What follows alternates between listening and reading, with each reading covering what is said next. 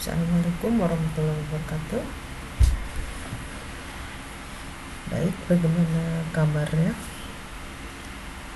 Semoga selalu dalam keadaan sehat. Sebelumnya saya akan memperkenalkan diri dulu. Nama saya Tibi Sunaida. Saya bertugas di Departemen Kesehatan Lingkungan Politeknik Kesehatan Kementerian Kesehatan Banjarmasin.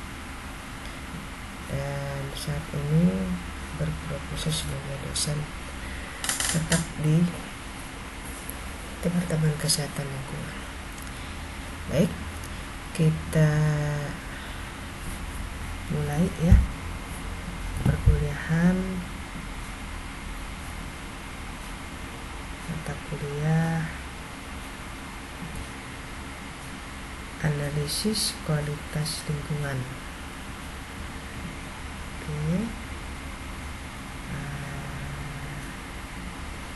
Angkatan 2019 ya. Baik. Nah, kita masuk ke topik mengenai analisis risiko kesehatan lingkungan.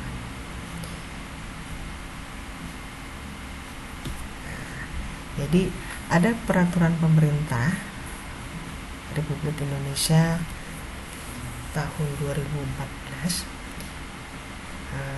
peraturan pemerintah nomor 66 tahun 2014 tentang kesehatan lingkungan.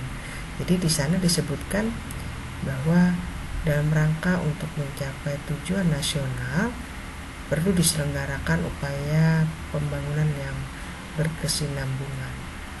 Nah, pembangunan yang berkesinambungan itu merupakan suatu rangkaian pembangunan yang menyeluruh, terarah, dan terpadu. Seperti itu. Nah, bagaimana kaitannya dengan analisis risiko kesehatan lingkungan yang pada hari ini akan kita bahas bersama-sama. Jadi, proses analisis risiko kesehatan lingkungan itu menyediakan sebuah format untuk mengestimasi atau memperkirakan dan mengevaluasi risiko kesehatan yang terjadi pada manusia khususnya ya akibat terdapatnya bahan berbahaya di lingkungan sekitar, baik itu berupa bahan kimia, mikroorganisme ataupun bahan-bahan yang bersifat fisik. Nah, bahaya-bahaya yang berasal dari lingkungan ini berpotensi mengancam kesehatan manusia dan efeknya pun akan sangat beragam, mulai dari timbulnya gejala ringan seperti batuk, gatal-gatal, iritasi hingga bahkan bisa menimbulkan kanker, juga berakhir dengan kematian.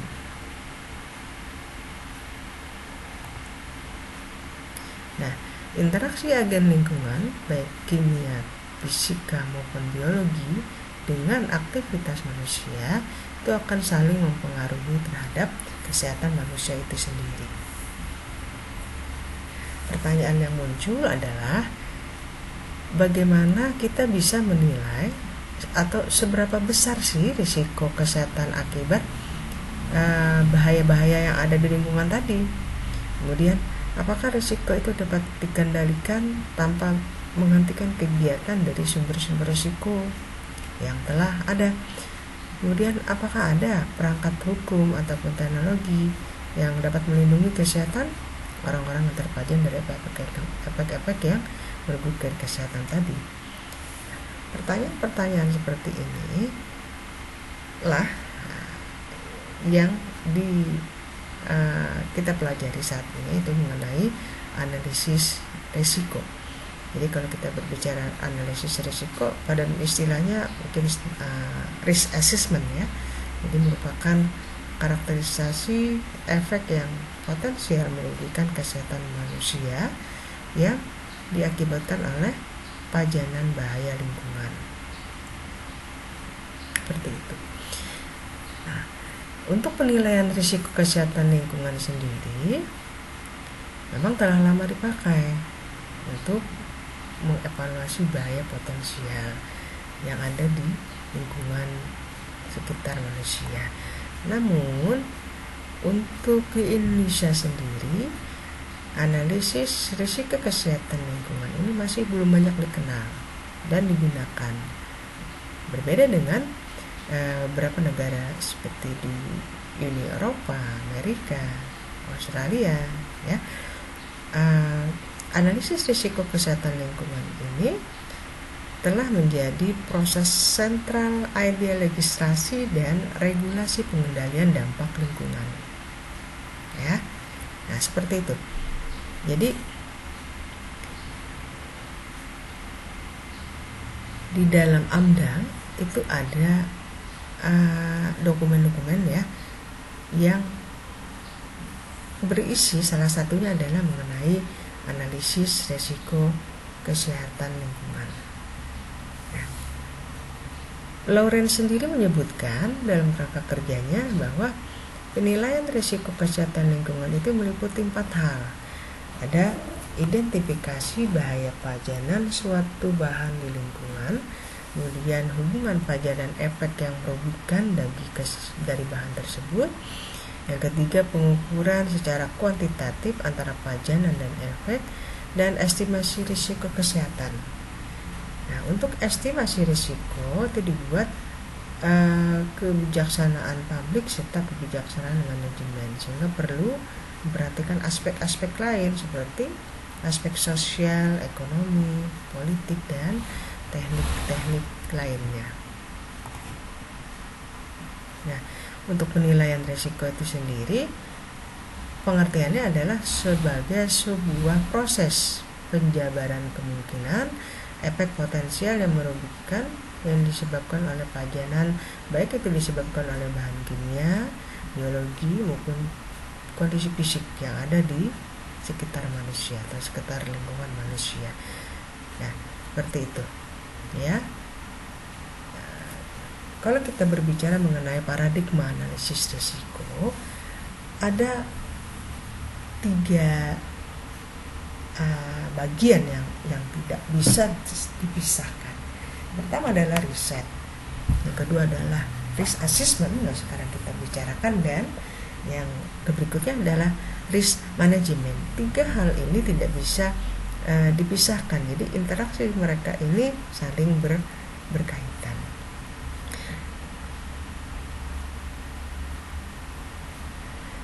Untuk paradigma risk analysis ya, yang ada di slide ini dikemukakan pertama kali di tahun 1983 oleh US National Academy of Science. Nah, ini digunakan untuk menilai risiko kanker oleh bahan kimia di dalam makanan. Pada mulanya seperti itu. Jadi menurut paradigma ini, risk analysis terbagi menjadi 3 langkah. Ya, yang pertama adalah riset, yang kedua adalah risk assessment, dan yang ketiga adalah risk management. Untuk analisis risiko sendiri nantinya akan dibagi menjadi 4 bagian ya nanti ya. Nah, di slide berikutnya.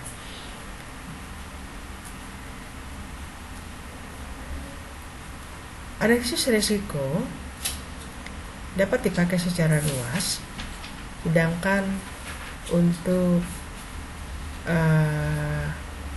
risk analysis sendiri itu relatif jarang digunakan. Nah, manajemen atau pengelolaan risiko merupakan proses pengambilan keputusan yang melibatkan faktor-faktor yang tadi saya sampaikan terdahulu, bahwa ada faktor-faktor yang perlu diperhatikan seperti faktor sosial, ekonomi, politik, dan teknik-teknik yang berkaitan yang relevan dengan analisis mitigasi risiko yang akan diterapkan untuk meminimalisasi bahaya-bahaya lingkungan yang ada di sekitar manusia. Nah, untuk tahapan proses analisis risiko kesehatan lingkungan ada 4 tahap yang harus dilewati. Yang pertama adalah identifikasi bahaya. Yang kedua, penilaian pajanan respon. Yang ketiga, adanya pengukuran pajanan, dan yang terakhir adalah karakteristik risiko itu sendiri.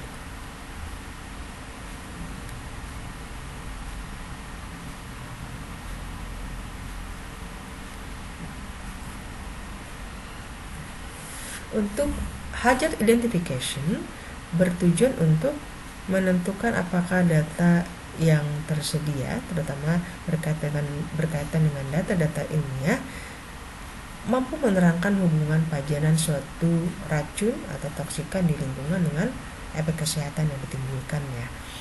Nah, bagaimana memperoleh informasi ini? Informasi ini dapat diperoleh dengan melakukan penelitian atau riset, ya. Tadi di gambar 1 tadi dijelaskan bahwa di awal-awal itu harus ada riset terlebih dahulu.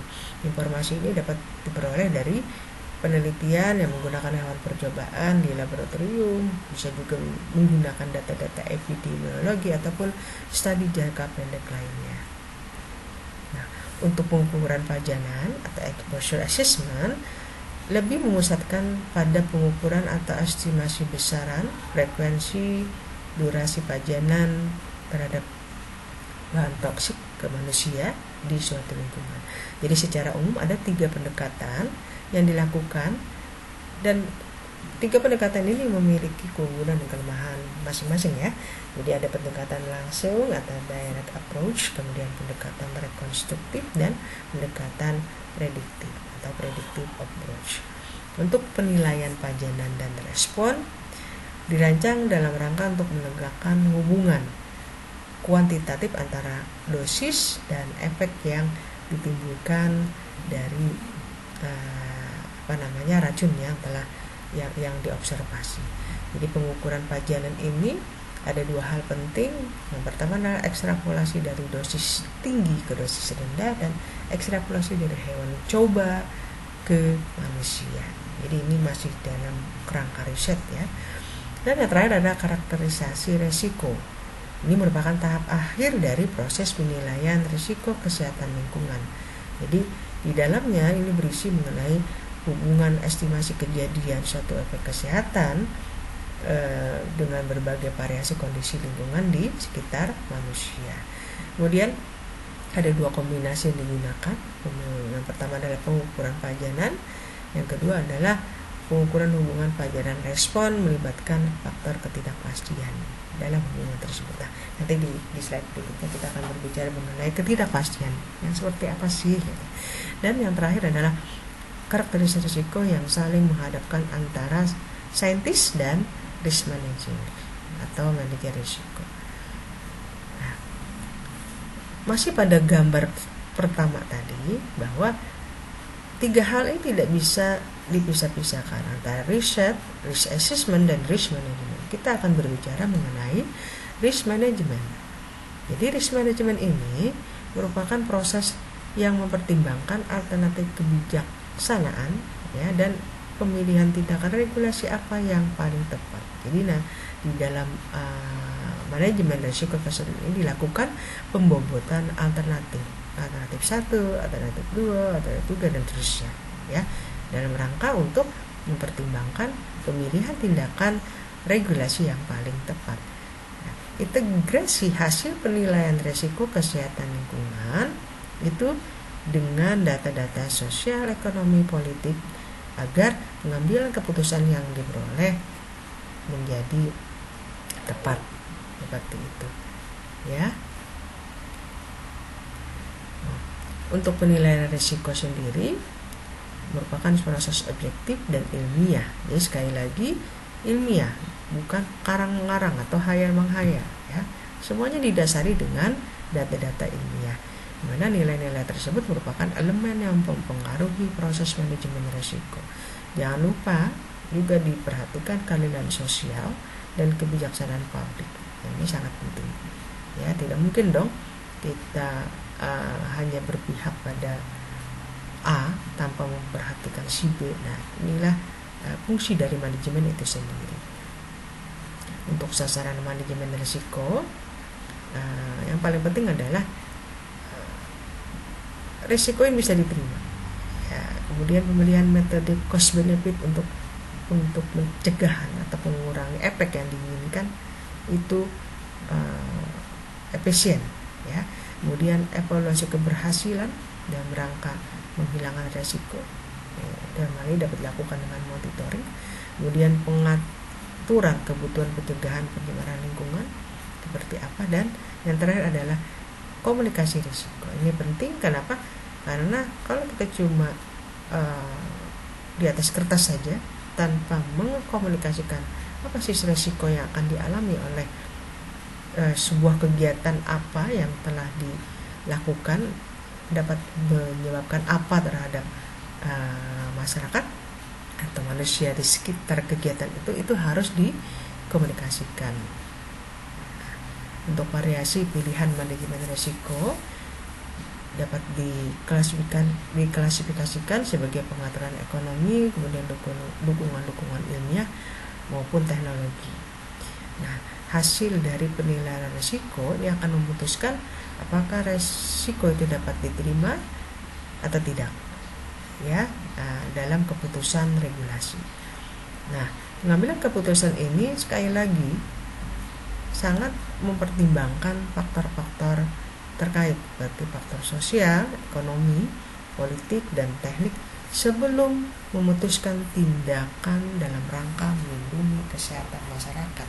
Jadi, sebuah kegiatan atau aktivitas yang akan dilakukan setelah dilakukan penilaian, apabila tidak layak, maka kegiatan itu atau aktivitas itu tidak diperkenankan untuk diteruskan. Nah, tadi di depan saya ada menyinggung mengenai uncertainty atau ketidakpastian. Jadi kebanyakan penilaian risiko kesehatan lingkungan itu berhubungan dengan tingkat ketidakpastian yang tinggi.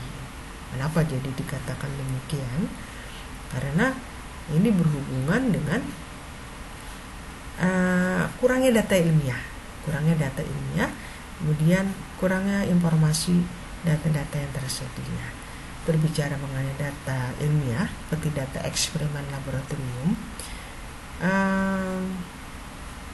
data-data yang berkaitan dengan hewan percobaan maupun sel-sel bakteria atau jaringan tubuh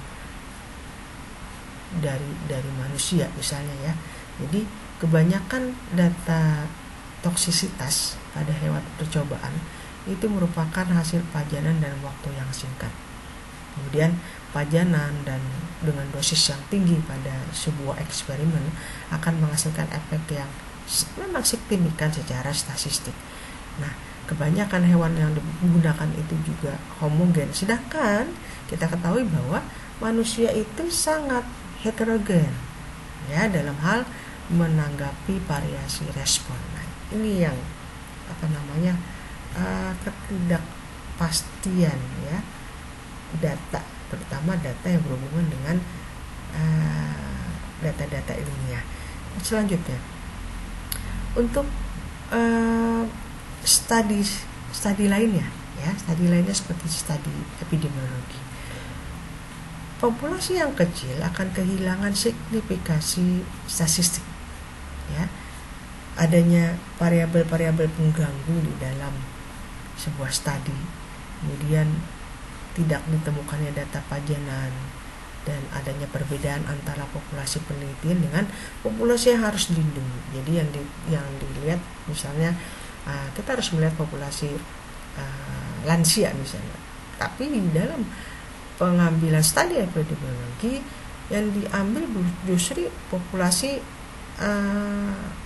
anak kecil misalnya, itu adalah perbedaan yang nyata sekali. Nah, kalau untuk eksperimen laboratorium tentunya akan timbul pertanyaan, apakah efek pada hewan percobaan, apakah resikonya sama dengan manusia dengan dosis yang digunakan pada hewan percobaan? Tidak tahu kan kita, ya. Nah, kemudian ada insiden penyakit misalnya yang terdeteksi pada 25 ekor hewan misalnya, ya. Tapi itu digeneralisasi pada kasus misalnya 2 juta kasus pada populasi penduduk Indonesia. Nah, hal-hal yang seperti inilah yang disebut dengan ketidakpastian, ya. Untuk asumsi umum, jadi bagaimana ini? dalam rangka untuk menanggulangi ketidakpastian yang tinggi adalah dengan menggunakan asumsi secara umum. Asumsi ya, jadi asumsi. Keuntungan dari asumsi adalah memiliki konsistensi dan kemampuan prediksi yang tinggi. Namanya juga asumsi. Ya. Kemudian pun ada kerugiannya, kebanyakan asumsi ini bersifat konservatif.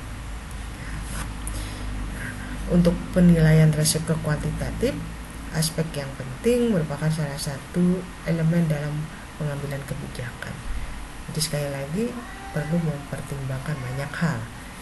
Nah, perhatian semakin besar terhadap efek kesehatan, terutama akibat pajanan polutan yang dapat menimbulkan risiko kesehatan lingkungan. Nah, jadi nanti akan dilihat tingkat keparahan yang terjadi, kemudian dapat diperkirakan dengan mengukur frekuensi. Jadi ini adalah proses estimasi. Ya, di depan tadi saya sudah menyampaikan bahwa proses analisis risiko kesehatan lingkungan itu adalah proses estimasi. Jadi kita hanya bisa memperkirakan dan proses untuk mengevaluasi risiko kesehatan pada manusia. Seperti itu ya. Nah, ini tadi ya, kerangka penilaian risiko kesehatan lingkungan dikaitkan dengan mata rantai kesehatan lingkungan itu sendiri akan memberikan arahan dalam hal ini untuk dapat mengevaluasi, mengestimasi kira-kira ini apa sih yang akan terjadi kalau pajanan ini kena manusia. Apa itu mata rantai kesehatan lingkungan? Ada sumber pencemar, kemudian yang ada di sekitar kita ya, sekitar manusia, pencemar di lingkungan.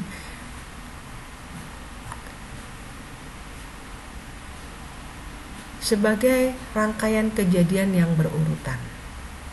Ya, jadi masuknya kejadian berikutnya merupakan hasil dari kegiatan yang mendahulinya. Apabila informasi tentang mata rantai ini hilang, missing, ya, maka akan mempengaruhi penilaian risiko yang berhubungan dengan lingkungan. Dengan kata lain, rantai ini merupakan representasi yang disederhanakan. Nah, informasi tentang transport, tentang transportasi bentuk polutannya seperti apa, metabolisme terjadi seperti apa, ini memerlukan pemahaman yang lebih baik. Nah, untuk selanjutnya, pajanan terhadap sumber polutan akan bervariasi ya dalam frekuensi dan intensitasnya, dan mungkin akan terjadi efek yang lambat antara pajanan dengan efek kesehatan yang merugikan. Nah, bagaimana mengatasi ini? Ada metode pendekatan lain untuk mengevaluasi risiko kesehatan, yaitu melalui penelitian atau studi epidemiologi. Jadi, studi epidemiologi ini merupakan pendekatan efek atau efek approach yang berseberangan dengan pendekatan pajanan pada studi toksikologi pada laboratorium. Nah, seperti itu ya. Nah, kalau kita bicara mengenai dosis efek, itu atau istilah lainnya pajanan respon, ini merupakan konsep dosis yang diaplikasikan pada bahan kimia atau bahan berbahaya lainnya yang ditentukan dalam dosisnya di lingkungan.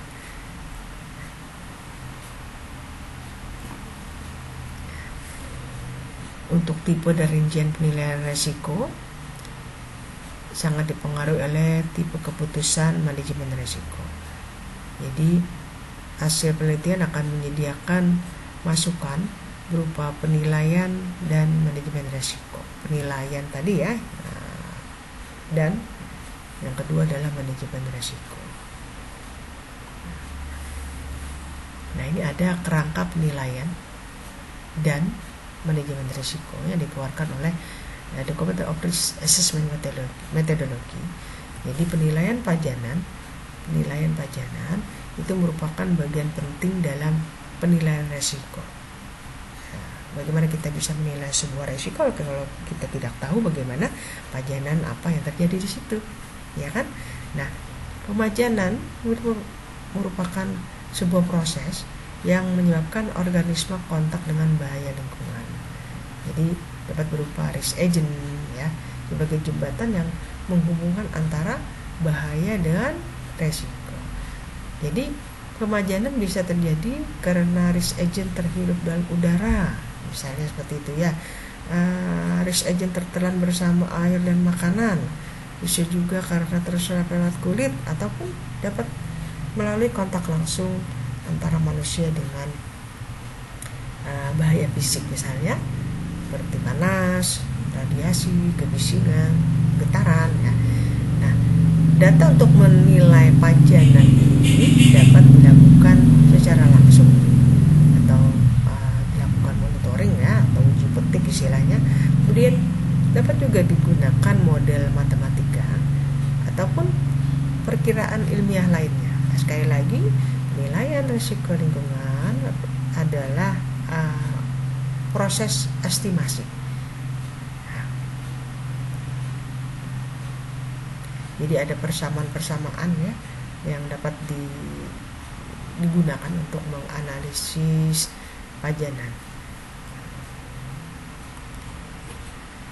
Nah, saya sudah habis ini